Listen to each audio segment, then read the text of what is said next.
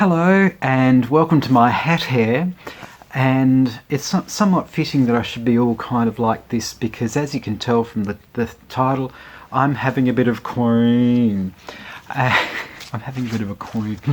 Like, it's kind of like, yeah, like you never do that, do you? A lot of these are from different countries. There's these original ones, and more often than not, it's hard for me to read what they are or where they are, and this is emblazoned across the thing.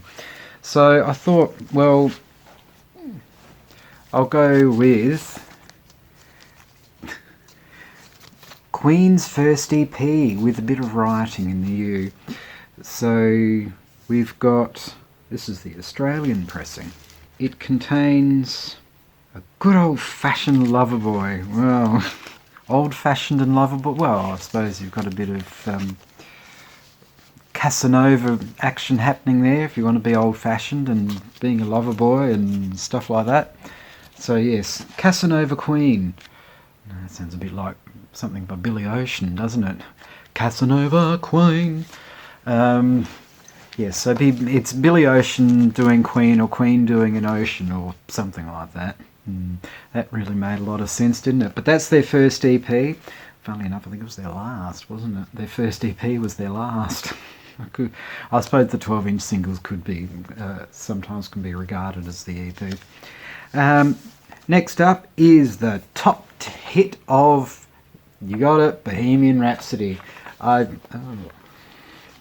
fun thing about getting things off of eBay or Discogs is that, yeah. So, but a lot of people seem to think that Bohemian Rhapsody is easier to, if you actually listen to the harmonies now, there's a lot going on.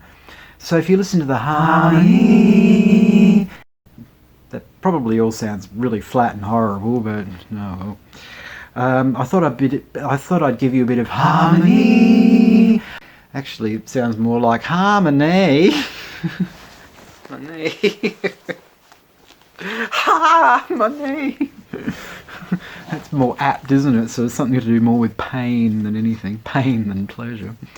But yes, it's the top 10 hit in England from a German pressing. Nice to know, isn't it? A German pressing telling us it's a top 10 in England. A top 10 in England. It's a top hit in England. Oh yes, there we go. That's a top hit, isn't it? So your Bohemian Rhapsody is a top hit in England. Well, you wouldn't want it to be a bottom hit, would you? Fred might have words to say about that though. Next up is... looks a bit like a Doctor Who monster, doesn't it? Yes, We Are the Champions or We Will Rock You. Whatever it is, we will... It starts with we. This is the UK copy. As you can tell, most of the UK copies had the logo there. And, hang on, have I held it up right? There we go. It's got the Queen logo there, which is quite detailed, really. It's not like the Carpenter's logo. It's a little bit different. But it makes you wonder what those eyes are looking at. Are they looking at the Champions or the Rock? Maybe the Rock is the Champions. These days they'd probably model it into a coffee mug or something. So like, oh, you can use either handle. It could either be a right or left-handed coffee mug. Oh, that's how ambidextrous of you. I actually read somewhere that We Are the Champions, the way that's sung, is kind of like na na na na na. We are the champions. Sort of like na na na na na. I saw that years ago somewhere. And next up is a Holland copy or Dutch copy or from the Netherlands, whichever, of Somebody to Love. Now, whoever decided that Brian May should look like that, looks like they've dropped it on his head and left him there. And as for Fred, dear oh dear. Yeah, what? Who did that?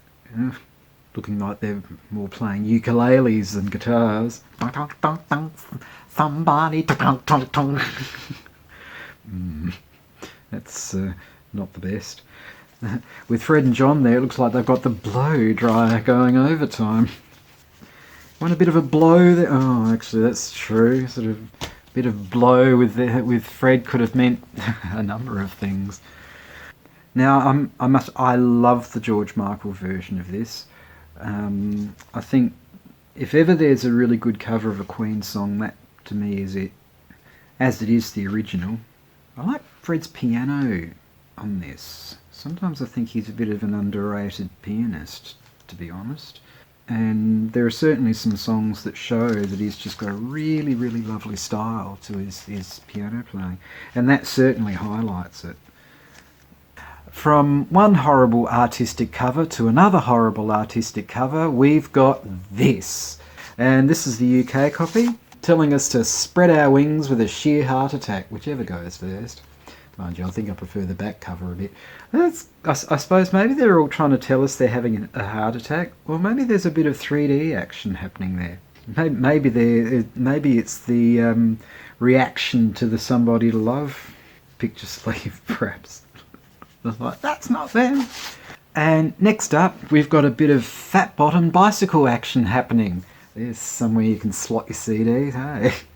And this is the UK copy. But again, on the back cover there's a nifty picture of the boys. Maybe looking up at the race, perhaps. Fred kind of blending there in the background, really, and all that white. Kind of get the feeling you probably wouldn't get away with that anymore. Yeah, nobody would want to hear you singing about a bicycle race. No, exactly. Who wants to hear that? And lucky last, we should end on a little bit of rockabilly with Crazy Little Thing Called Love. And this is the UK copy. Maybe it was sort of Elvis type thing. There was a bit of Elvis there. Whichever way it is, there they are, all channeling the Fonz, I think. Hey. Almost like a good response to the punk era, perhaps. Maybe it was a precursor to Shakin' Stevens, perhaps. Anyway, that's all. I'll do a part 2 of that. Sort of spreading into the 80s. I'll spread my wings into the 80s.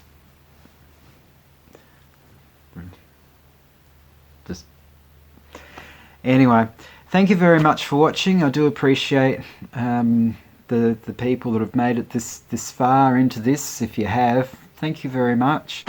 And please do the likes and subscribes and all of that sort of stuff. I'll just keep doing the jazz hands with this. And please take care of yourself, and hopefully I shall see you in the next one. Thank you very much. Ciao. More jazz hands.